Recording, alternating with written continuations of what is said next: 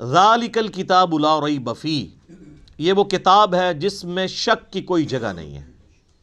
دیکھیں کتنے جاہ و جلال کے ساتھ کتاب اوپن ہو رہی ہے، کانفیڈنس لیول آپ کتاب کا دیکھیں، کتاب سٹارٹ ہو رہی ہے کہ بھئی یہ کتاب جو آپ پڑھنے جا رہے ہو کوئی شک نہیں۔ کوئی شک کیوں نہیں؟ اس کی وجہ یہ کہ اس کتاب کے اندر جو کانفیڈنس اور جو سچائیاں بیان ہوئی ہیں نا، وہ اپنا آپ منوا لیتی ہیں۔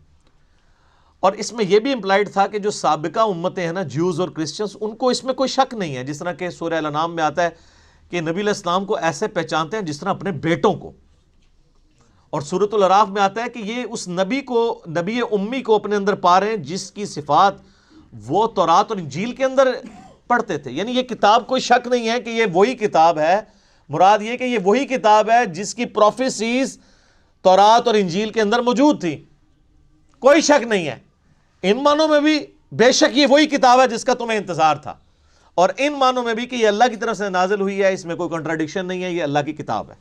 دونوں اعتبار سے یہ شک سے پاک ہے، جو سورہ النساء کی آیت نمبر 82 میں بھی آگے چل کے آئے گا کہ اگر قرآن کسی اور کی طرف سے آتا اللہ کے سوا تو تم اس میں بڑا اختلاف کثیر پاتے، یعنی اس کی آیات آپس میں ٹکرا رہی ہوتی، ایک مضمون کچھ اور کہہ رہا ہوتا، دوسرا اس کے بالکل اپوزٹ۔ تو اتنی موٹی کتاب بغیر ٹکراؤ کے یہ اللہ کا کلام ہے۔ اور پھر اس کا جو کانفیڈنس لیول ہے نا، یہ کئی لوگوں کو بڑا اپیل کرتا ہے۔ یہ عبد الرحیم گرین جو ہے نا، مسلمان ہوئے ہیں نا، جو اس وقت انگلینڈ کے اندر بہت بڑے ایک مسلمان اسکالر ہیں، وہ ایسا بندہ ہے کہ یعنی اس وقت جتنے لوگ مسلمان ہوئے ہیں نا، بڑے ہائی ٹیر پہ لوگ، ان میں اس طرح کا بندہ کوئی نہیں ہے۔ یوسف ایسٹس اگر ہیں تو یوسف ایسٹس جو تھے امریکن یعنی پروٹیسٹنٹ ایک پریسٹ تھے، وہ مسلمان ہوئے ہیں۔ لیکن یہ جو عبد الرحیم گرین ہے نا، اس نے دنیا کے سارے مذاہب پریکٹیکلی پھرے ہیں۔ یہ 4 سال تک بدھسٹ بھی رہے ہیں، کرسچن بھی رہے ہیں، سارے مذاہب پھر کے اینڈ پہ یہ اسلام کی طرف آئے ہیں۔ آپ ان کی لائف سٹوری بھی انگلش میں رکھی ہوئی ہے جو انہوں نے سنائی ہے۔ تو وہ عبد الرحیم گرین کہتے ہیں کہ جب مجھے قرآن یعنی جب میں نے پڑھنا شروع کیا نا، تو میں یعنی قرآن پاک کے کانفیڈنس سے بڑا متاثر ہوا کہ یہ بڑے یعنی پیشن کے ساتھ بات کرتا ہے، نمبر 1۔ نمبر 2، وہ کہتا ہے قرآن میں اس طرح کا ربط نہیں ہے جو انسانی کتابوں میں ہوتا ہے، کیونکہ قرآن کا سٹائل خطبے کا ہے، جو میں پہلے ایڈریس کر چکا ہوں۔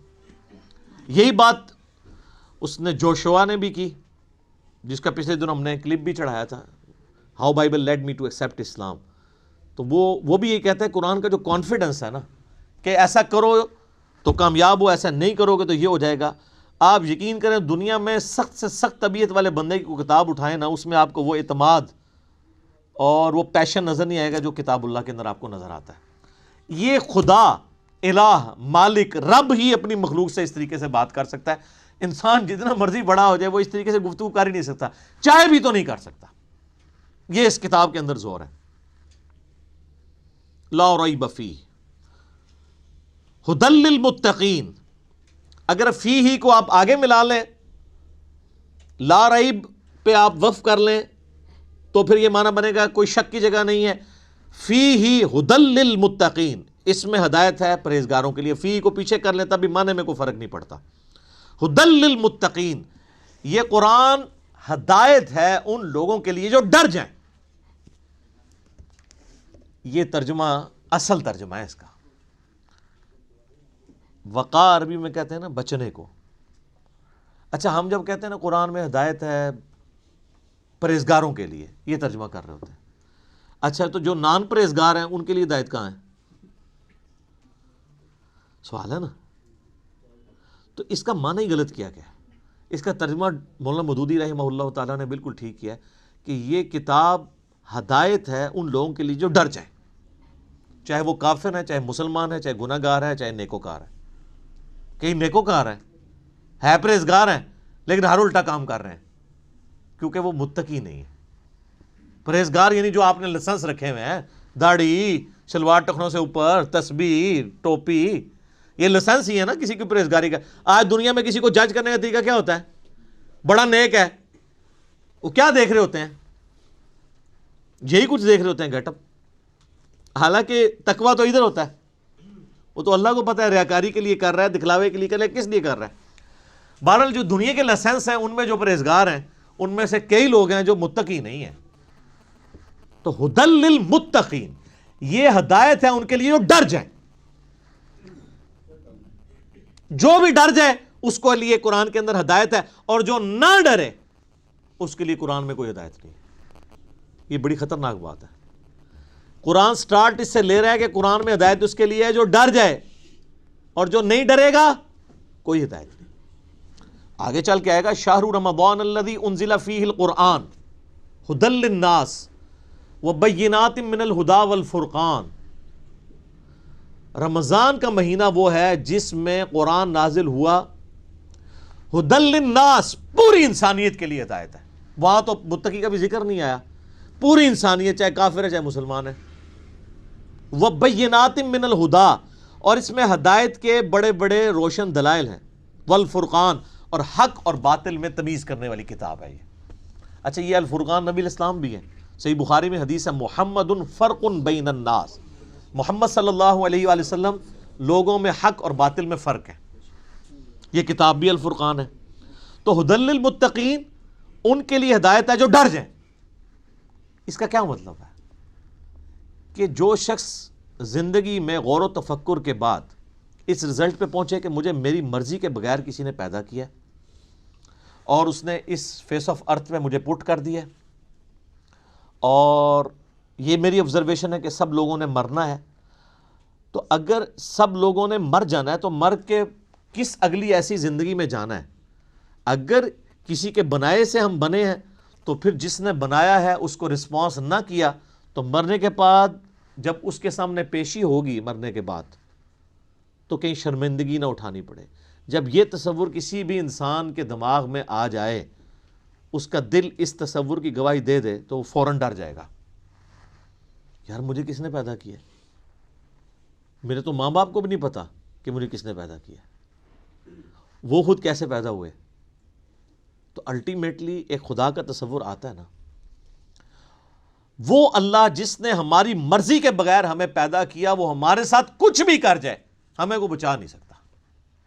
سب سے بڑا تو اس نے ہمارے ساتھ کام کر دیا نا کہ پیدا کر دیا، ہم سے پوچھ کے کیا، تو اب بھی جو کچھ وہ کرے گا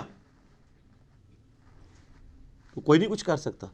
تو اس میں پھر آسانی کی راہ کیا ہے کہ اسی رب کی پناہ لے لی جائے، اور اسی کے لیے کتابیں نازل ہوئیں، پیغمبر آئے۔ اس سورۃ البقرہ کے پہلی 4 رکوع کے اندر پورے قرآن کا خلاصہ آ جائے گا۔ تو جب ایسا شخص غور و تفکر کرے گا نا تو فوراً اس کے اندر ایک ڈر پیدا ہوگا، یار میرا کیا بنے گا؟ کہیں میں نے جانا ہے، کسی کو منہ دکھانا ہے، میں کیا کروں؟ تو اس کے لیے پھر قرآن میں ہدایت ہے۔ ایسا شخص الٹیمیٹلی قرآن تک بھی پہنچ جائے گا، پیغمبروں کی تعلیمات تک بھی پہنچ جائے گا، اور ایسا شخص جب قرآن کو پڑھے گا تو اسے ہدایت ملے گی۔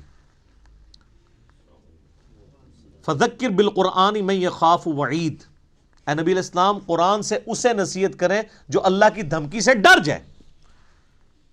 کتنی حیران کن بات ہے، نبی علیہ السلام کو منع کیا گیا جو دھمکی سے نہیں ڈرتا اس کے لیے کوئی نصیحت نہیں ہے۔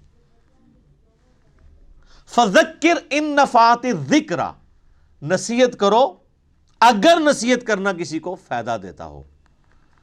سیذکر من یخشی، نصیحت اس کو کریں جو ڈرتا ہے۔ وَيَتَجَنَّبُهَا الْأَشْقَى، اور جو شکی ہو چکا ہے، بدبخت ہو چکا ہے، ڈرنے کے لیے تیار نہیں، چھوڑ دیں۔ الَّذِي يَصْلَى النَّارَ الْكُبْرَى، اس کا علاج یہ کہ ہم اسے بڑی آگ پہ پیش کریں گے۔ ثُمَّ لَا يَمُوتُ فِيهَا وَلَا يَحْيَا، پھر وہ نہ وہاں پر زندوں میں ہوگا نہ مردوں میں۔ قَدْ أَفْلَحَ مَن تَزَكَّى، بے شک کامیاب وہ ہوا جس نے اپنے نفس کا تزکیہ کر لیا، پاکیزگی کی روش اختیار کر لی۔ وَذَكَرَ اسْمَ رَبِّهِ فَصَلَّى، اور اپنے رب کا نام لے کر نماز قائم کی، نماز پڑھی۔ آپ دیکھیں کہ سورہ الاعلیٰ، اس کو آپ پورے کے پورا یعنی ایک جو اللہ کی دعوت ہے اس کو کور کرتی ہے۔ بل تؤثرون الحیات الدنیا، لیکن تمہارا اصل مرض یہ ہے کہ تم دنیا کی زندگی کو ترجیح دیتے ہو۔ والآخرۃ خیر لک من الاولی، والآخرۃ خیر وابقی، جبکہ آخرت جو ہے وہ بہتر بھی ہے اور باقی بھی رہنے والی ہے۔ ان ھذا لفی الصحف الاولی، یہی ایک یونیورسل ٹروتھ اور کانٹے کی اصل بات تھی جو قرآن سے پہلے صحیفوں میں بھی نازل ہوئی تھی. صحف ابراہیم و موسیٰ، چاہے وہ ابراہیم کے صحائف ہوں چاہے موسیٰ علیہ السلام کے صحائف، ایک ہی کانٹے کی بات تھی. کیا؟ بل تؤثرون الحیات الدنیا والآخرۃ خیر وابقیٰ. اب یہ بھی سر پھر ہم صحیح کہتے ہیں نا کہ کتابوں کا خدا اور ہے اور بابوں کا خدا اور.